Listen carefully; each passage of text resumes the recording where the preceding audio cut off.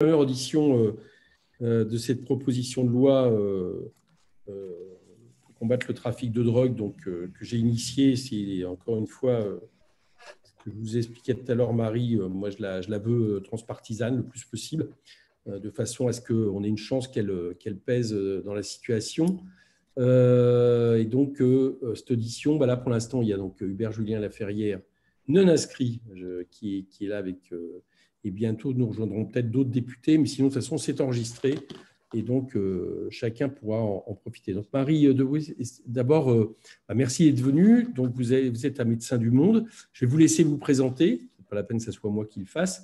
Et puis, peut-être nous parler, justement, en introduction du sujet sur lequel vous travaillez plus particulièrement à Médecins du Monde, qui est la politique des drogues, la légalisation sous contrôle de l'État. Et vous proposez notamment, si j'ai bien compris, de sortir de la dualité santé-sécurité, avoir une meilleure analyse des usages et une politique de prévention renforcée. En gros, c'est ce que j'ai compris de l'essence de vos travaux. Mais je vais vous laisser vous présenter et nous présenter vos travaux, puis après, on vous posera des questions complémentaires. Voilà. Très bien, merci beaucoup, monsieur le député. Je suis ravie en plus d'inaugurer ces auditions. Donc, je suis Marie Debruy, je suis référente sur la réduction des risques à la direction santé plaidoyer de Médecins du Monde, plutôt sur le secteur France. Et j'étais avant sur le terrain et depuis 2 ans, donc je travaille au siège à l'appui des programmes spécifiquement sur la réduction des usages de drogue et puis sur le plaidoyer effectivement en faveur d'une évolution du cadre légal. Alors, je pensais en tout début préciser un peu nos différents points et les différents espaces où on intervient, qui me semblaient intéressants pour comprendre après d'où on parle, même si Médecins du Monde est assez connu, évidemment, puisque depuis 40 ans, on travaille auprès des usagers de drogue avec des programmes, effectivement, que ce soit les bus méthadone, les programmes d'échange de seringues, mais aussi de l'intervention en milieu festif, avec les missions Rêve, hein, qui ont duré de 1997 à 2010. Et puis un dispositif d'analyse des drogues qui d'ailleurs va prochainement être transféré et qui a duré plus de 20 ans. Donc ça nous a permis de voir un public extrêmement varié. Nous avons participé à l'inscription de la réduction des risques dans la loi de 2004. Aujourd'hui, on travaille encore dans le groupe T2RA, dont je suis toujours incapable de dire ce qu'il signifie, mais il est mené par la Direction générale de la santé et par la MIDBK, Mission interministérielle de lutte contre la drogue et les conduites addictives, ce qui nous permet de travailler par exemple au cahier des charges des salles de consommation ou d'évoquer la stratégie de lutte contre les overdoses qu'a voulu mettre en place le gouvernement. Et puis à l'international, on a aussi des programmes, ce qui nous permet d'avoir cette spécificité France internationale qui est vraiment intéressant pour la compréhension des enjeux en matière de politique des drogues. On travaille aussi bien en Afrique qu'en Asie ou au Caucase, donc c'est assez large. Donc depuis 2014, on participe à une plateforme de la société civile auprès de la délégation française qui intervient à la commission des stupéfiants de l'ONU. C'est aussi une expérience très intéressante à comprendre les enjeux et les organes du contrôle des drogues au niveau international. Et puis, vous avez dû entendre plus récemment nos travaux autour de collectif pour une nouvelle politique des drogues, avec effectivement le travail que nous avions fait, je pourrais vous l'envoyer, d'un livre blanc. Nous avons une version complète et une version synthétique qui dénonçait la mise en place de l'amende forfaitaire délictuelle pour usage de stupéfiants en novembre 2018.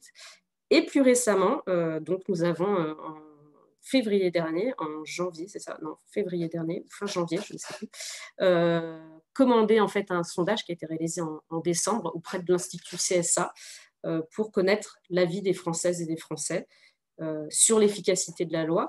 Et c'est intéressant de voir qu'ils sont une majorité à reconnaître que la loi est inefficace sur la réduction de l'usage de drogue et sur la réduction des trafics et qu'ils demandent plus de prévention, plus de mesures de réduction des risques et qui sont très ouverts pour plus de 80% à l'organisation d'un débat. Alors effectivement, ce sondage ne permet pas de savoir qu'est-ce qu'ils considèrent comme inefficace et pour quelles raisons. Est-ce que c'est parce que ce n'est pas assez répressif ou est-ce qu'ils voudraient vraiment sortir de la pénalisation de l'usage? Nous, en tout cas, on a nos idées là-dessus, mais c'était important de pouvoir partager le fait que c'était pas efficace et que l'opinion publique avait conscience de ce problème. Et puis, j'en parlerai effectivement les ateliers drogue et développement qu'on développe. Il y en a un troisième cet après-midi à 16 h. Alors, je vais expliquer juste un peu ce terme parce qu'en plus, je pense que ces notions-là sont extrêmement riches pour la compréhension des enjeux en matière de politique des drogues. Donc, c'est une série d'ateliers qu'on mène avec le HESS Sciences Sociales, donc Marie-Geoffrey Oustide, et Déborah Halimi pour Data Research, donc avec Médecins du Monde. Et l'idée, c'est d'aborder la question de l'économie des drogues parce qu'elle vient entraver et interférer les politiques, l'action publique en fait sur différents terrains, et que les causes profondes de ces questions, de ces symptômes d'instabilité sont multiples et viennent en fait résonner avec des problématiques politiques et socio-économiques constitutives de la notion de développement durable de l'ONU. Donc, effectivement, c'est de sortir d'une dichotomie tout soigner ou tout punir dans laquelle on est actuellement, et c'est comprendre et prendre en compte l'importance des liens intersectionnels, c'est-à-dire la marginalisation socio-économique, la présence étatique, la solidité des institutions et la question des conflits sur les terrains de coopération internationale. Alors, au niveau de notre expérience terrain, ce qui nous permet en fait de faire le constat et de prendre position, très clairement, j'expliquerai les positions un peu plus précises, on a clairement pu constater que l'illégalité de l'usage génère des risques spécifiques. Ça, c'est malheureusement pas nouveau, mais nos 40 ans d'expérience permettent de le constater. La pénalisation de l'usage renforce les représentations sociales négatives et les discriminations qui en découlent. Ça, c'est un axe majeur de notre plaidoyer.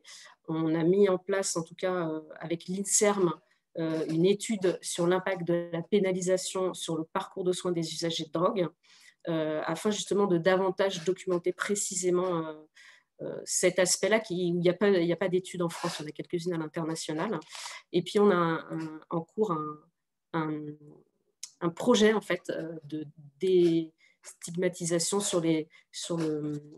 de communication auprès du grand public sur les représentations liées à l'usage de drogue et aux personnes qui consomment. Alors, la prohibition oblige les utilisateurs aussi à s'approvisionner sur le marché noir, qui n'a ni norme ni standardisation. Ça, on peut le voir évidemment à travers nos 20 ans d'expérience en termes d'analyse de drogue, où les personnes n'ont pas connaissance de la composition et de la pureté des produits, ce qui les intéresse au plus haut point, et ce qui peut amener des risques de surdose, mortelle ou non. Alors, on a pu développer ce dispositif, comme je l'ai précisé avant, aujourd'hui dans un réseau avec plus de 80 partenaires au niveau national, vraiment dans des espaces très différents, aussi bien en milieu associatif, c'était le point de départ de nos dispositifs, mais on a aussi développé des temps de consultation en fait, ouverts à tous, pas uniquement dans les structures spécialisées pour les usagers de drogue et les personnes les plus précarisées, mais vraiment au tout venant. Et on peut voir par exemple plus récemment, je ne sais pas si vous en avez entendu parler, la question posée par des cannabinoïdes de synthèse qui seraient utilisés pour couper en fait des produits d'herbe pour les rendre plus puissants, et ce qui a provoqué des incidents chez les jeunes. Donc là, on voit que ça a vraiment un effet. En fait, c'est la prohibition qui amène à la production et à la création de produits de plus en plus dangereux, de plus en plus puissants, et sur lesquels on a de moins en moins de recul. Finalement, il y a des molécules qui sont assez anciennes, les produits en partie extraits des plantes, l'héroïne, la codéine ou des choses comme ça, ou même la cocaïne, qui sont connus depuis longtemps. Il y a des produits de synthèse qui restent connus également depuis longtemps, des dérivés de l'ecstasy.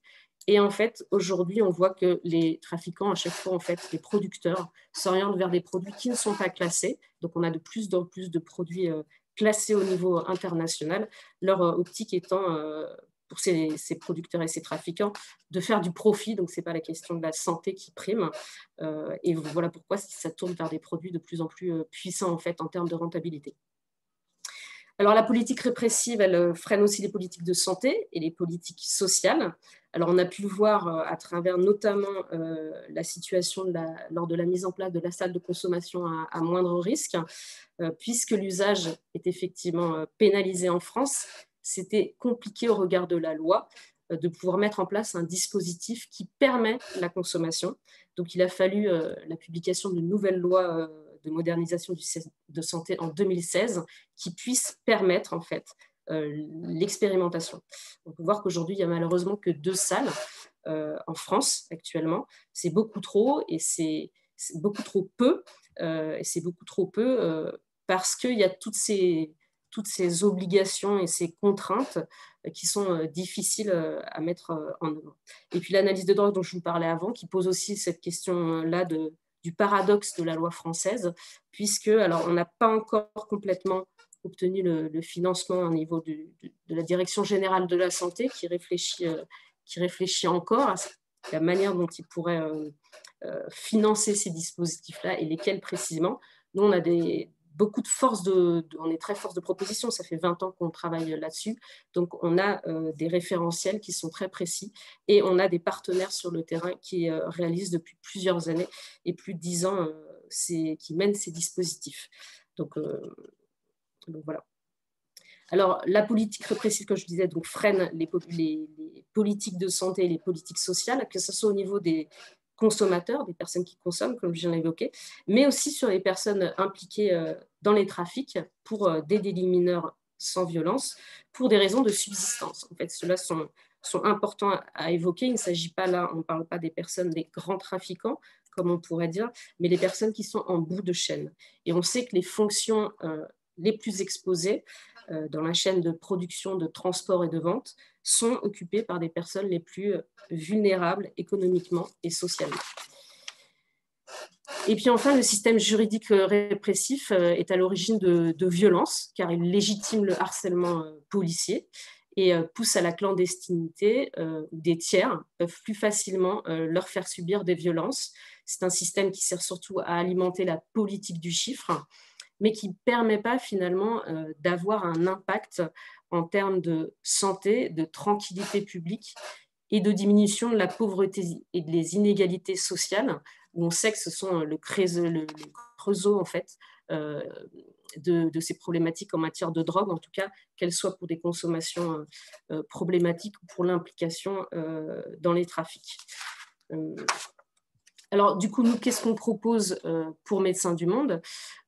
Évidemment, de financer de manière adéquate les programmes de réduction des risques. Donc, aujourd'hui, on a un système qui est institutionnalisé, qui est financé par la sécurité sociale, mais il faut encore le développer davantage. Il est insuffisant actuellement et cela permet un accès universel à la santé.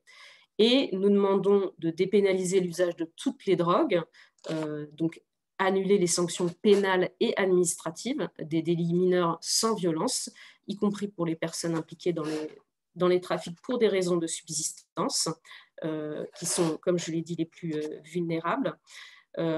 Concrètement, cela passerait par l'abrogation de l'amende forfaitaire, l'adoption d'une circulaire pénale, de politique pénale assurant la dépénalisation de l'usage de toutes les drogues.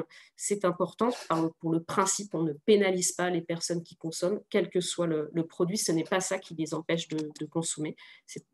On travaille sur des questions d'éducation, d'accompagnement, c'est ce qui permet de réguler les usages, et puis de développer donc des alternatives à l'incarcération pour les personnes impliquées dans les trafics pour des raisons de subsistance.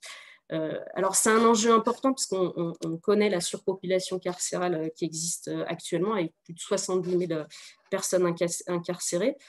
15% des entrants en prison sont incarcérés pour infraction à la législation sur le stupéfiant.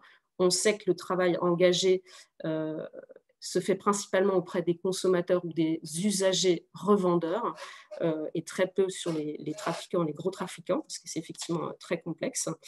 On a notamment, pour information, un programme à Nantes de promotion de la santé en milieu carcéral qui nous permet d'avoir aussi des connaissances sur l'impact du milieu carcéral sur la santé des personnes. Donc, il nous paraît très important aussi, et même fondamental, de lutter contre les stigmatisations et les discriminations, de former les professionnels du milieu du soin médico-social, de la chaîne judiciaire, y compris les forces de police, justement, pour leur faire comprendre toutes ces questions-là. On ne peut pas leur reprocher s'ils ne comprennent pas complètement les enjeux en matière de politique des drogues, d'impliquer les personnes dans la conception, la mise en œuvre et l'évaluation des politiques publiques, donc à tous les niveaux. Se posera la question du changement d'orientation des activités policières. Alors ça, ce n'est pas notre spécialité en la matière à Médecins du Monde. En tout cas, on est obligé de la prendre en compte pour faire évoluer le cadre légal, puisque ça les infractions à la législation sur les stupéfiants leur occupent beaucoup de temps. Et puis, donc, pour terminer, créer un cadre réglementaire qui autorise donc la mise à disposition et l'usage de drogue, en commençant par le cannabis, puisque c'est la drogue la plus courante actuellement, la plus consommée en France, drogue illicite actuellement, et la moins dangereuse. Ça nous permettrait d'édicter donc des normes à respecter, comme la question de l'âge, des mesures de prévention, et de fixer des interdictions qui, cette fois-ci, s'inscriraient dans quelque chose qui a du sens d'un point de vue éducatif et qui est du coup beaucoup plus en capacité d'être explicité et d'être compris. Ce qui permettrait aussi de réguler les questions de concentration en produits actifs, outre la question de l'âge. Alors évidemment, cette question de la légalisation commencera encore une fois par le cannabis. Il ne s'agirait pas de réguler toutes les drogues qui existent sur Terre, c'est tout simplement impossible. Mais par contre, il y a des grandes familles de produits. Il y a des produits qu'on connaît depuis longtemps, qu'on pourrait choisir et déterminer. Ça nécessitera sans doute des réflexions beaucoup plus complexes que celles du cannabis. En tout cas, nous y sommes là aussi favorables. Et c'est des choses qui doivent se construire avec tous les citoyens et vous en tant que parlementaires. Voilà. Je vous remercie. Je suis prête évidemment à répondre à vos questions. Je peux vous envoyer des documents qui reprennent ces points-là. Je vous conseillerais aussi de lire, parce que ça parle plus concrètement de ces questions de système de dépénalisation et de légalisation. C'est les documents produits par la Global Commission on Drug Policy, qui rassemble des anciens chefs d'État et des personnalités politiques de haut niveau et qui réfléchissent depuis 10 ans maintenant, ils fêtent leurs 10 ans cette année, sur l'impact de la guerre aux drogues. Juste peut-être pour terminer, parce que je n'ai pas abordé la question du monopole d'État, tout simplement parce que nous n'avons pas de position précise sur ce sujet-là à Médecins du Monde. Donc, je vous ai précisé sur quoi ça nous semble important. On n'a pas défini des points plus précis sur le cadre qui serait nécessaire, sauf le fait qu'évidemment, ça ne serait pas un cadre ultra libéralisé. Ça va de soi. Voilà, je vous remercie. D'accord, merci Marie. Par rapport aux personnes que je vais présenter, qui sont arrivées, donc, mais normalement vous le savez puisque vous êtes là. Donc, c'est la première audition de cette proposition de loi. C'est Marie de Bruce qui référence réduction des risques liés aux usages de drogue à Médecins du Monde sur le secteur France, voilà, qui vient de nous faire une introduction. Et l'idée maintenant, c'est de poser des questions. Alors, j'ai vu que Patrick Vignal nous avait rejoint, qui lui est bien député encore en marche. La Ferrière m'a précisé qu'il n'était plus. Et alors, parce que j'ai juste les noms, Rachel Thunberger, vous êtes la collaboratrice de quel député? Est-ce que je n'ai pas vu? Oui, bonjour, je suis la collaboratrice de Jean-Baptiste Moreau. D'accord, merci. Et Léa Privel, que j'ai vu aussi. Je ne sais pas si elle m'entend. Bonjour, non, je vous entends, excusez-moi. Comme Rachel, je suis la collaboratrice également de M. Moreau. Très bien, donc, qui est aussi député En Marche. Donc voilà, bon, la règle du jeu, c'est que peut-être en commençant par les députés, mais j'ai aucun problème pour que, évidemment, vous posiez aussi des questions en tant que collaborateur des députés qui ne sont pas là. L'idée, c'est de poser des questions. Ce que j'ai précisé tout à l'heure, c'est qu'à partir du moment où Marie de Bruce est d'accord pour qu'on rende public l'audition, elle sera rendue publique. On verra peut-être sur chacun des blocs de députés présents. Je vais voir aussi avec l'Assemblée si on peut faire quelque chose après, mais c'est juste pour vous prévenir que les questions et les réponses seront rendues publiques. Voilà, ça ne sera pas le cas de toutes les personnes auditionnées. Il y a des gens qui nous ont dit à l'avance, pour des raisons de sécurité, qui ne voulaient pas que ce soit rendu public. Donc, moi, j'ai une première question, puis après, je donne la parole juste, Marie de Bruce. Donc, j'ai bien compris que vous parliez de dépénalisation à Médecins du Monde de tous les stupéfiants. Et vous parliez quand même à la fin de commencer par le cannabis. Alors, je voulais que vous reveniez sur quand même la différenciation que vous faites justement entre le cannabis et puis les autres drogues. Et la deuxième question qui est liée, c'est que vous avez parlé de monopole d'État. Donc, monopole d'État, je suppose que vous voulez donc parler de légalisation, qui est encore autre chose que la dépénalisation. Est-ce que ça veut dire que vous envisagez une légalisation aussi sur toutes les drogues, ou est-ce que là, pour le coup, ça serait éventuellement sur certaines drogues? Merci. Merci. Du coup, j'attends toutes les différentes questions ou non? D'accord, très bien. Alors, en fait, là, on voit bien le point crucial de ce débat, c'est la question des termes et de ce qu'on met derrière ces termes, donc des éléments de langage. Pour préciser, merci Monsieur le député, ça me permet de le préciser, c'est bien la dépénalisation de l'usage de tous les stupéfiants, cannabis et autres drogues. Donc c'est le principe vraiment de sortir de cette idée que l'interdit et la punition, en fait, permettrait d'empêcher les gens de consommer. Cette notion-là, par principe, est totalement absurde et ne fonctionne pas. Donc, c'est pour ça que c'est vraiment de toutes les drogues. Et en termes de régulation, donc d'organisation du marché d'un point de vue légal, l'idée, c'est de commencer par le cannabis, comme la drogue, en fait, une drogue qui est moins dangereuse, la moins dangereuse actuellement des drogues interdite et le plus consommée en France, pour ensuite, dans un avenir plus lointain, pouvoir également organiser la régulation d'autres drogues comme l'ecstasy ou certains opioïdes, en trouvant effectivement des cadres spécifiques que nous n'avons pas actuellement, mais sur lesquels il faudrait réfléchir, s'inspirer de ce qui peut être fait et de la manière dont sont contrôlés certains médicaments, sachant que là, on est sur des usages très différents, évidemment, mais en termes, on a des capacités à produire des produits de qualité.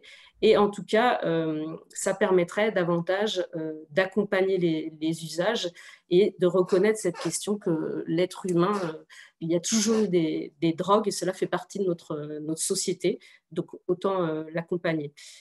En termes du coup de cadre de régulation, ce qu'on nomme sur la légalisation, effectivement, ce sont des termes qui ne sont pas très précis. Pour le moment, nous n'avons pas, en tout cas à Médecins du Monde, de recommandations plus précises à faire sur le cadre légal, sur le système de régulation. Donc, nous ne savons pas si un monopole d'État serait nécessaire. En tout cas, nous n'avons pas de position par rapport à ça. Évidemment que nous ne voudrions pas que le système, pour l'instant, de contrôle de l'alcool ou du tabac soit repris pour des questions de protection des lobbies. En fait, nous avons fait des erreurs, nous les payons encore. Il y a des améliorations à faire par rapport à la gestion de ces produits-là, mais justement, ça peut nous servir à mieux comprendre comment faire un cadre légal qui soit plus pertinent et plus adapté, en fait. Je ne sais pas si ça répond à vos questions. Je poursuivrai après, mais Hubert, Patrick, est-ce que vous voulez à votre tour prendre la parole? Moi, je veux bien dire deux mots. Merci encore de l'organisation de cette conférence et c'était évidemment très intéressant. Juste en quelques secondes pour dire que moi, j'étais vraiment sensibilisé sur ces sujets en ayant été maire d'un arrondissement de Lyon dans lequel j'avais deux gros points, on va dire, de trafic, en particulier du cannabis. Et l'un des gros points, c'était devant ma mairie. Et en fait, bon, j'avais quand même déjà j'avais un peu travaillé sur le sujet, mais mon expérience de maire m'a convaincu effectivement que le tout répressif ne fonctionnait pas. Et je me souviens de discussions avec mon commissaire qui il y avait effectivement, enfin, j'ai vu le nombre de fonctionnaires de police mobilisés pour arriver au bout de je ne sais pas combien de mois ou d'années à démanteler un point de deal pour que, évidemment, 3 semaines après, d'autres reprennent exactement le même point. Donc, on s'est dit, bon. Et puis, évidemment, j'ai vu, comme vous tous, évidemment, le pourcentage de Français, de jeunes qui consomment du cannabis, alors qu'on est l'un des pays les plus répressifs. Voilà, donc tout ça m'a convaincu effectivement de m'intéresser un petit peu à ce sujet, parce que j'ai vu les dégâts sur la santé publique aussi. Et donc moi, j'avais effectivement les mêmes questions qu'Éric sur dépénalisation, légalisation.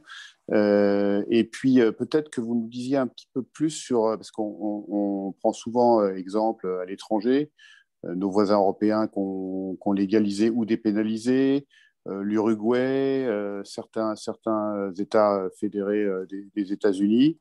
Et puis on entend un peu tout et son contraire. Certains vont dire c'est formidable ce qui se passe en Californie, d'autres vont regarder que les effets pervers.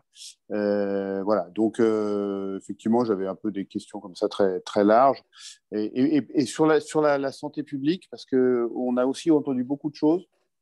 Je me souviens moi, j'avais plutôt été dans l'idée, voilà, on appelle ça drogue parce que c'est vrai que dans le langage, c'est intéressant, d'ailleurs, dans le langage courant, on appelle ça drogue parce que c'est interdit. Et bien, le café, l'alcool, le tabac, on n'appelle pas ça drogue. Et alors qu'en réalité, bon, dans d'autres langues, en réalité, ça va être le même terme. Donc, c'est assez intéressant au niveau sémantique, je trouve. Et du coup, je trouve que je me souviens qu'il y a quelques mois ou quelques années, il y avait beaucoup d'articles qui étaient sortis qui montraient en fait vraiment les dégâts sur la santé du THC. Et alors que j'ai lu des choses beaucoup plus récentes qui disent qu'en réalité, évidemment, encore plus s'il y avait un monopole d'État et que donc, évidemment, la production était contrôlée, en gros, les conséquences sur la santé sont bien moindres que celles de l'alcool, par exemple. Et les études récentes montrent en tout cas qu'au niveau des décès, en pourcentage des consommateurs, il est évidemment bien plus important chez les consommateurs d'alcool que chez les consommateurs de cannabis. Voilà, je me suis un peu focalisé sur le cannabis, alors que évidemment c'est intéressant votre point de vue sur l'idée de dépénalisation de toutes les drogues. Merci beaucoup. Patrick, si tu veux poser une question tout de suite, intervenir. Il faut que tu enlèves ton micro, il faut que tu mettes ton micro. Ok. Merci Éric de mener cette mission. Excusez-moi de mon retard. Moi, j'ai une expérience en tant qu'adjoint au maire sur la ville de Montpellier, cohésion sociale et sport. Et c'est vrai que moi, je serais tenté pour dépénaliser le cannabis parce que j'ai fait des soirées, beaucoup de soirées avec les policiers de la BAC où on se rendait compte qu'on arrêtait des jeunes. Et en fait, on les a menés au commissariat, on prenait la balance, le téléphone, et puis on rappelle à la loi. Et puis, j'ai beaucoup discuté avec ces jeunes, parce que moi, j'ai un club d'arts martiaux dans un quartier sensible. Et je me rappelle une anecdote d'un jeune qui avait 17 ans et qui vendait du cannabis. Et quand on l'a chopé, il m'a dit « Mais moi, aujourd'hui, je fais vivre ma famille avec ». Donc, il y a un vrai débat aussi sur l'économie souterraine du cannabis aujourd'hui. Ça, c'est le premier point et j'aimerais avoir un échange avec vous. Le deuxième point, je suis allé au Canada sur les centres-villes et j'ai vu l'ouverture des coffee shops.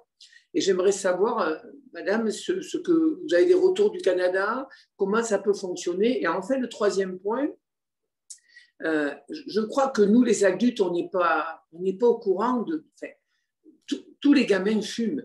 Moi, mes judokas, là, à la fin… alors, je ne sais pas si ça peut être récréatif le cannabis, mais tous, c'est leur joint pour se déstresser. Eric, c'est énorme. Et je crois que la classe politique est tellement loin souvent de cette jeunesse. Je ne voudrais pas passer à la coque, mais on a des quartiers à Montpellier où quasiment ce sont les bourgeois qui viennent dans un quartier gitan chercher leur coque pour le vendredi soir, passer une bonne soirée, ou c'est sur nos plages, parce que moi j'ai une circo littorale. Et donc il y a un vrai débat à poser sur a-t-on besoin de produits stupéfiants pour être heureux? Parce que j'ai l'impression qu'on est une société de consommation de tout d'ailleurs. Et donc, moi, j'aimerais avoir ce débat-là. Et Eric, effectivement, moi, je me pose la question comme Jean-Baptiste de est-ce qu'il faut dépénaliser, mais j'ai compris que la majorité actuelle ne voulait pas. Est-ce qu'il faut rentrer par ce biais-là? Je pense que si on veut gagner une bataille, il faut rentrer par un nouveau biais. Voilà ce que je voulais dire. Je propose à Rachel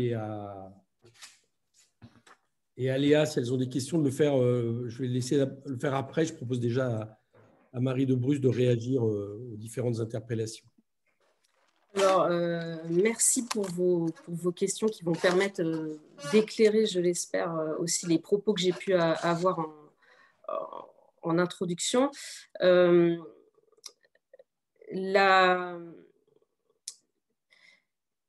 Excusez-moi, je me suis perdue. J'ai perdu la première question du coup. Ah oui, c'est ça. Excusez-moi. Sur les questions de notion de drogue, effectivement, il y a tout un travail à faire sur d'explicitation de ce que c'est. Effectivement, le terme de drogue aujourd'hui est particulièrement connoté et associé aux drogues illicites. Mais clairement, et moi je suis pharmacienne de formation par exemple, pour moi, drogue dans l'absolu, c'est toutes les substances qui sont psychoactives, donc qui ont un effet potentiellement sur le psychisme, quel qu'il soit.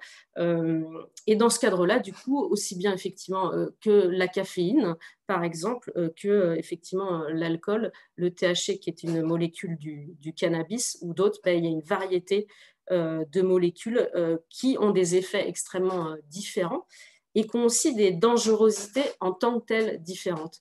Et d'ailleurs, la classification actuelle de contrôle des stupéfiants au niveau international n'est pas basée en fait sur justement cette dangerosité des drogues. Cette classification a été faite en fait pour construire un marché de substances médicales, en tout cas des drogues qui avaient un intérêt thérapeutique, et ils ne se sont pas intéressés aux autres drogues. Donc, ils s'étaient focalisés sur les produits qui sont utilisés pour des médicaments, notamment les antidouleurs dérivés opioïdes. Et puis, cette question de la guerre aux personnes qui consomment, en fait, est arrivée en 1970 avec Richard Nixon. Mais c'était... l'idée n'était pas de... Il fallait que le marché noir ne déstabilise pas le marché officiel, en fait. Avec cette idée que seul l'intérêt médical, l'intérêt thérapeutique prime, et cette question de l'usage, d'autres usages, et des usages sociaux, par exemple, des usages culturels ne soient pas pris en compte. Alors, en revenant à cette question de la dangerosité, oui, tous les produits ont une dangerosité, ont une toxicité plus ou moins importante. En l'occurrence, le THC n'est pas la molécule la plus dangereuse, ça ne veut pas dire qu'elle est dénuée de dangerosité. Après, ce qu'il y a à prendre en compte aussi, ce n'est pas uniquement une molécule en soi, c'est la manière dont elle est consommée, la forme dont elle est prise et à quel moment la personne le prend, dans quel environnement elle est. Je vais vous donner un exemple très concret. Il y a effectivement les possibilités de fumer. Alors, outre l'aspect, effectivement, le fait de fumer peut avoir des problèmes sur les poumons, mais il y a des modes de consommation qui sont à moindre risque. On peut aussi le prendre par voie orale, ce qui réduit considérablement les risques liés à la combustion. Mais ce n'est pas du tout pareil de consommer un taux de THC faible que effectivement des produits, comme j'évoquais tout à l'heure, des cannabinoïdes de synthèse qui sont aujourd'hui de plus en plus diffusés sur les marchés, notamment accessibles sur le dark web, le darknet, et qui sont extrêmement puissants et qui peuvent provoquer des dégâts psychologiques importants et des troubles psychiatriques. Encore une fois, ça ne veut pas dire que le THC n'a pas d'effet. Il peut, et en plus ça dépend de l'âge aussi, provoquer des troubles chez certaines personnes. Il y a des personnes qui ont des terrains favorables ou pas. C'est des choses qu'on sait. On sait, tout comme pour l'alcool, que toutes les personnes qui boivent de l'alcool n'auront pas des troubles de la consommation et qu'il y a des terrains qui sont favorables. Et c'est cette connaissance-là et l'accompagnement et le fait de les identifier le plus tôt possible qui est le plus important, je dirais. Et puis sur les autres expériences, effectivement, on est effectivement en retard. Il y a aujourd'hui pas mal d'expériences très diverses qui se font. Même au sein des États-Unis, effectivement, les systèmes utilisés ne sont pas les mêmes entre le Colorado et la Californie, par exemple. Alors, je ne suis pas personnellement spécialiste de tous ces cadres légaux. Il y a des études qui sont produites par notamment l'Observatoire français des drogues et des toxicomanies. Il y a des chercheurs et des chercheuses qui suivent effectivement les évolutions au Canada ou aux États-Unis. Pour le coup, ce qui est sûr, c'est que les pays qui ont dépénalisé l'usage de drogue sans forcément réguler, par exemple, ce qui est le cas du Portugal, ils ont des niveaux de consommation bien moins importants, ils ont des problèmes de santé bien moins importants et ils ont bien dépénalisé toutes les drogues avec des quantités minimales définies pour définir justement ce qui relève d'un usage personnel. Donc après, ça, c'est des choses à définir, qui sont à préciser. Et puis, effectivement, il y a des pays qui sont allés plus loin. Il y a aussi l'expérience des Cannabis Social Club en Belgique ou en Espagne, là, du coup, pour le cannabis, pas les autres produits, mais qui sont intéressants dans le fait d'éviter de développer un marché économique et donc de rester entre initiés, d'être à des petits niveaux qui sont plus faciles à contrôler en édictant des règles, et ce qui permet aussi une entraide entre les personnes qui consomment, et là aussi peut-être une identification des troubles liés à la consommation plus facile et avec des règles possibles. Donc voilà, en tout cas, ce qui apparaît déjà, ce sur quoi on peut dire, c'est qu'il n'y a pas globalement d'augmentation de la consommation. Alors, dans les États qui ont régulé et légalisé les usages de cannabis, il peut y avoir des augmentations légères, par exemple, je crois aux États-Unis, avec une augmentation chez les personnes d'ailleurs les plus âgées. En tout cas, on voit que ce n'est pas une explosion des consommations. Et finalement, ce qui impacte le niveau de consommation, c'est l'accompagnement qu'on fait en termes éducatifs. Et puis, c'est la question du prix. Là, il y a des dimensions économiques que personnellement, je ne maîtrise pas, qui sont à prendre en compte. Si on a un prix trop élevé, on favorisera néanmoins l'existence d'un marché noir, et les personnes se tourneront vers un marché noir. On voit aussi pour le tabac, tout simplement. Donc, il faut un juste prix, qu'il faut effectivement qu'il soit taxés, qui permettent de développer un système aussi de prévention et d'accompagnement d'éducation à la santé important. Voilà. Après, moi, j'ai pas à Médecins du Monde, on n'est pas étudié à ces niveaux-là. Et je ne connais pas toutes les données, mais effectivement, elles sont intéressantes à étudier. Et en tout cas, à voir sur les limites, par exemple, de la publicité, de ne pas tomber dans une ultra-libéralisation, une ultra-commercialisation des produits. Ça, c'est des choses qui sont déjà, pour nous, évidentes en tout cas. Jean-Baptiste Moreau, est-ce qu'il y a des questions? Peut-être avant, j'ai oublié d'aborder juste la notion de « a-t-on besoin des produits stupéfiants pour être heureux ?» qui est fondamentale pour comprendre. La question des drogues fait partie de nos sociétés. Après, on n'a pas forcément les mêmes produits en fonction des cultures. En France, effectivement, on a l'alcool davantage, qui a une place particulière. On voit comment on peut niveler en fait les consommations et les produits. L'idée, c'est pas de dire on a besoin des drogues pour être heureux. L'idée, c'est qu'elles sont là, qu'il est légitime de pouvoir modifier ces perceptions si on le veut. Après, c'est aussi bien de ne pas le faire si on ne veut pas. Mais en tout cas, c'est à prendre en compte et on ne peut pas le nier. Donc, faisons en sorte que ça se passe le mieux possible. Voilà, donc je reposais la question à Rachel et à Léa. Est-ce que vous avez des questions à poser pour Jean-Baptiste? Oui, éventuellement, peut-être, est-ce que vous avez des exemples de cas européens ou mondiaux qui pourraient justement servir de piste comme type de modèle, en fait, de dépénalisation, voire de légalisation?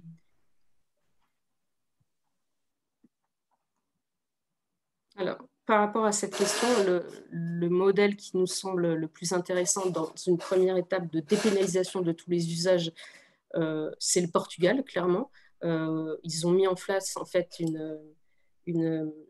un système qui permet d'orienter les personnes qui consomment et qui sont, je dirais, rencontrées dans l'espace public vers une commission qui va évaluer le fait que la personne puisse être orientée si elle a des troubles de l'usage.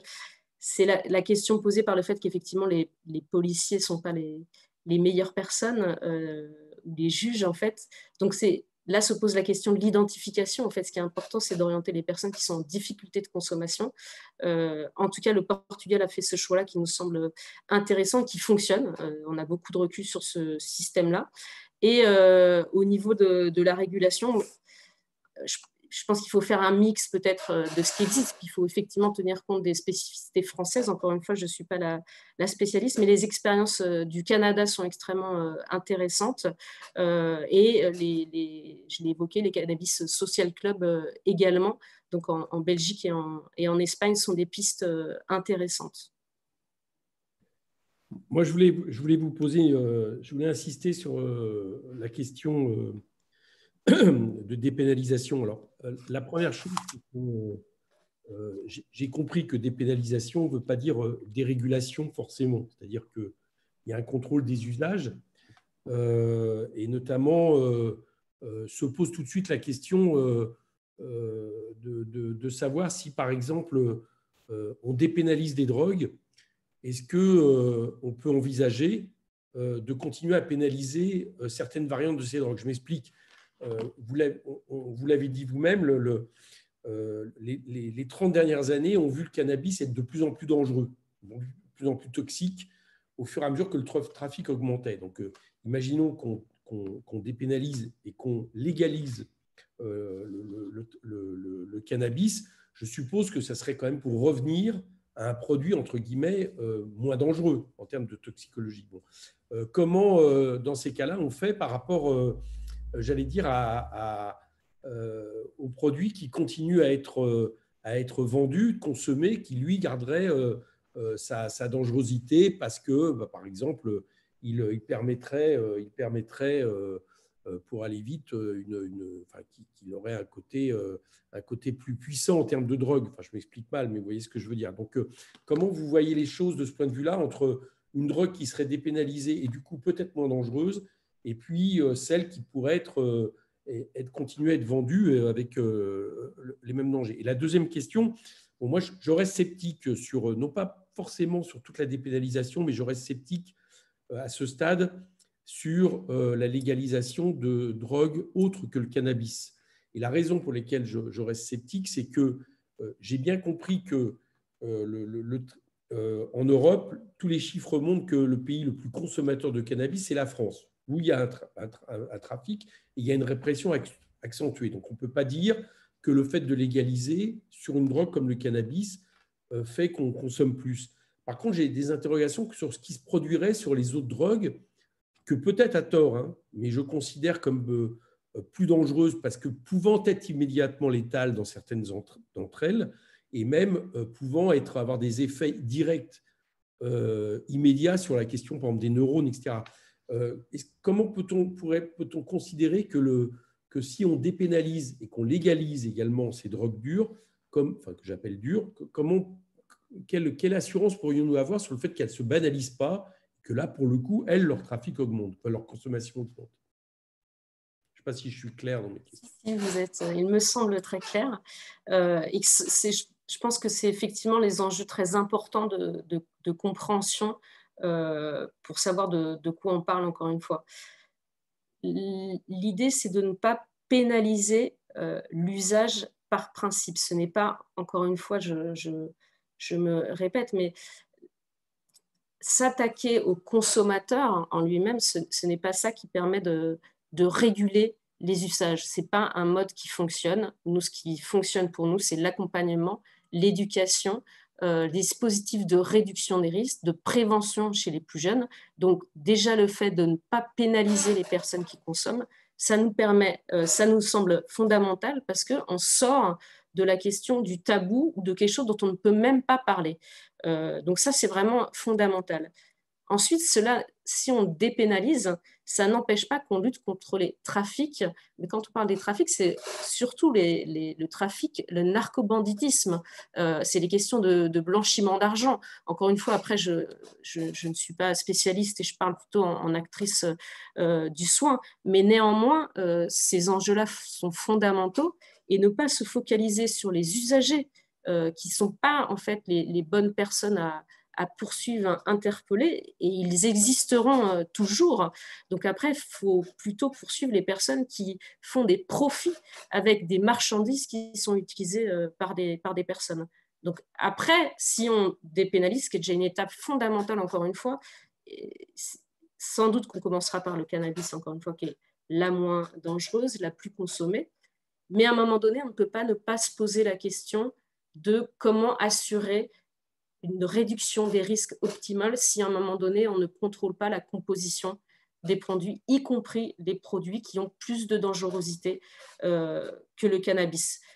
Il faut y réfléchir. Il y a sans doute des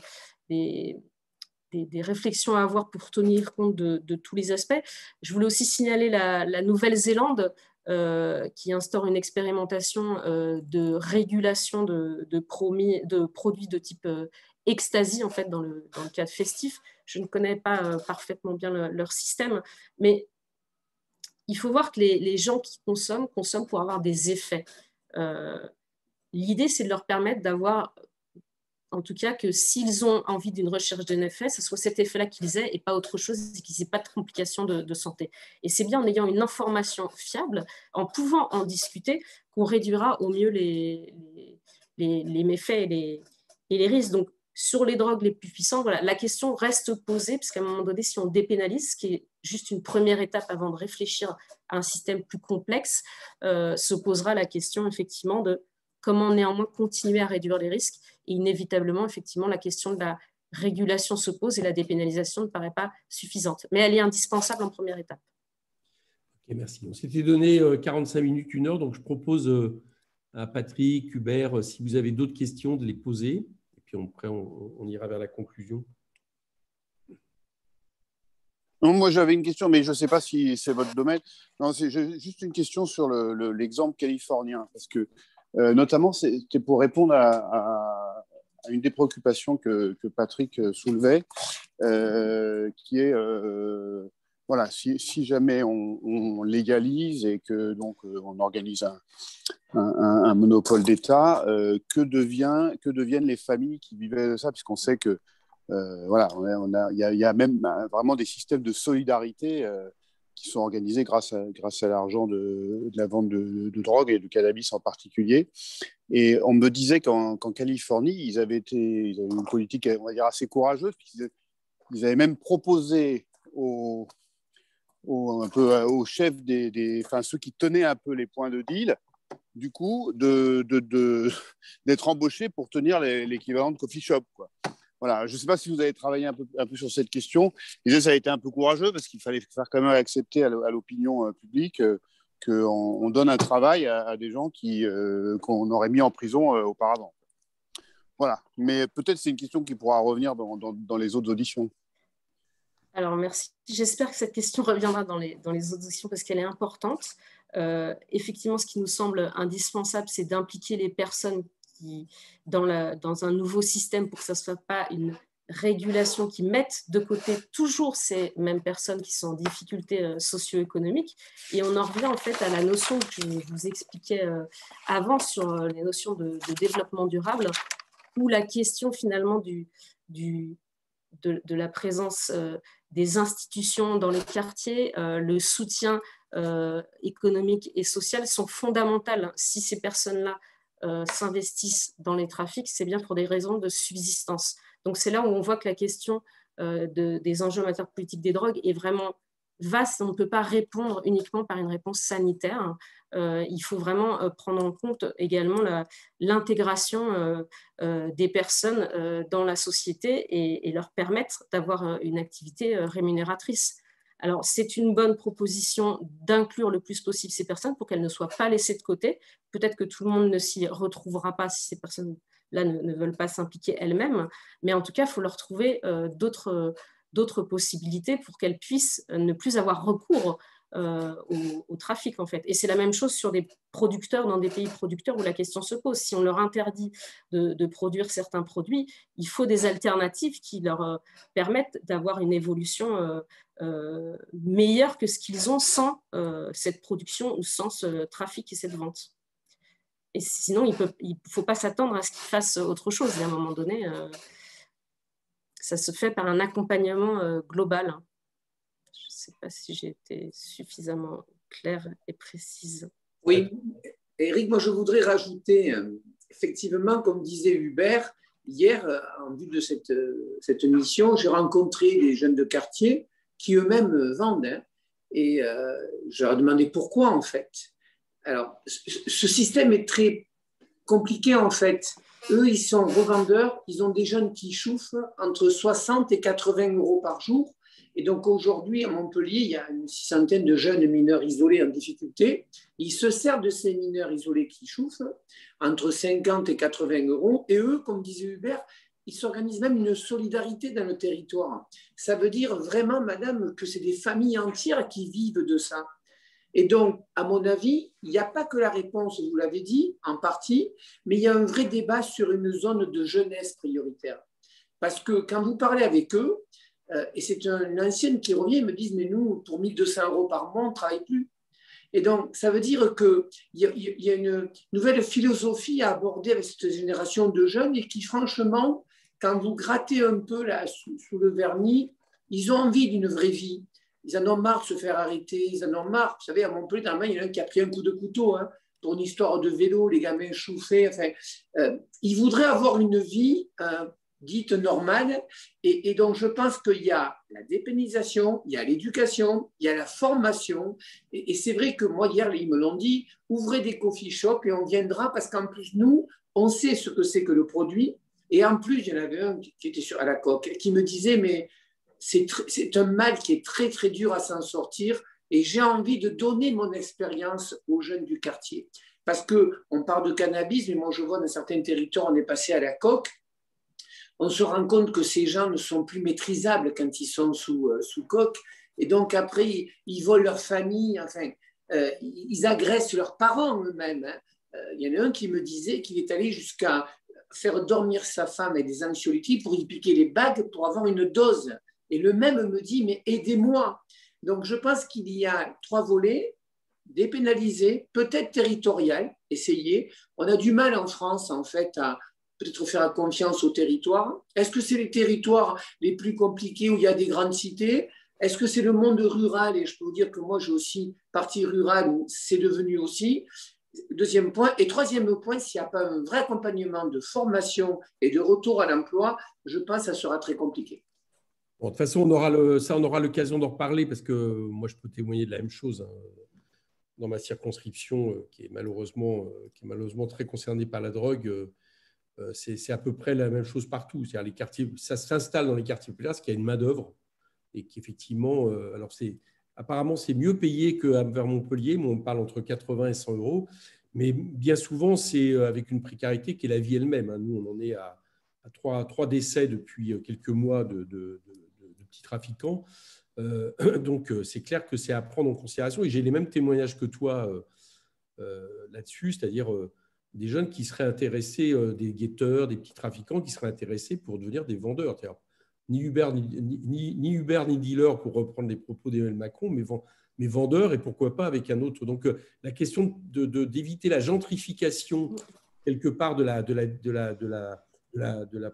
vente, enfin de vente légale de drogue, c'est évidemment quelque chose à se poser parce que, si j'ai bien compris, c'est aujourd'hui 240 000 personnes qui vivent en France de ça, et dont une très grande majorité sont des petites mains, quoi. Donc, je crois que c'est bien effectivement de se poser cette question. Et je suppose d'ailleurs que ça sera le mot de conclusion, Marie, si je propose, mais je pense qu'à Médecins du Monde, vous êtes d'autant plus concernés, c'est qu'en réalité, vous agissez également, moi j'en témoigne dans mes circonscriptions, sur justement les problèmes économiques soulevés dans les quartiers populaires, notamment pendant le Covid, et qui sont pour partie, qui s'expliquent pour partie d'ailleurs, selon certains, par le fait que le trafic a baissé pendant quelques mois, donc il y a une production économique moindre et que ça a renforcé les problèmes économiques du Covid. Je ne sais pas si c'est des observations que vous avez pu faire.